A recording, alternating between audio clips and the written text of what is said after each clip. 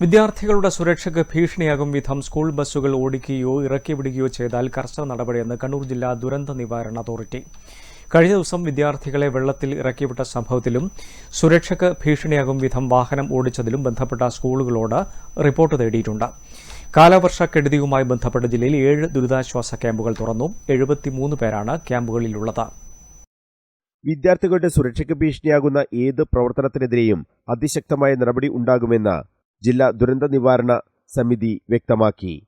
Champad Chethavoor higher secondary സ്കൂളിലെ bus driver വിദ്യാർത്ഥികളെ വെള്ളക്കെട്ടിലിറക്കി വിട്ടതായി പറയുന്ന സംഭവത്തിലും Panoor KKV memorial higher secondary school bus വെള്ളക്കെട്ടിൽ കുടുങ്ങിയ സംഭവത്തിലും സ്കൂൾ അധികൃതരോട് റിപ്പോർട്ട് സമർപ്പിക്കാൻ ആവശ്യപ്പെട്ടിട്ടുണ്ടെന്ന് യോഗത്തിൽ education deputy director Babu Maheshwari Prasad വ്യക്തമാക്കി.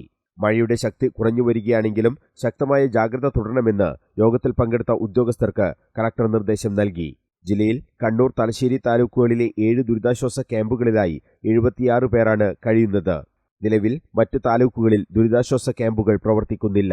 കണ്ണൂർ താലൂക്കിലെ 3 ക്യാമ്പുകളിലായി 8 കുടുംബങ്ങളിലെ 23 പേരാണ് കഴിയുന്നത്.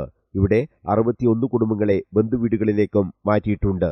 ദുരന്ത നിവാരണ സമിതി കോ ചെയർപേഴ്സൺ, ജില്ലാ panchayat president PP Divya, deputy collector K Ajesh, RDO TM Ajayakumar, തഹസിൽദാർമാർ, വിവിധ വകുപ്പുകളിലെ ഉദ്യോഗസ്ഥർ എന്നിവർ ദുരന്ത നിവാരണ സമിതി യോഗത്തിൽ പങ്കെടുത്തു.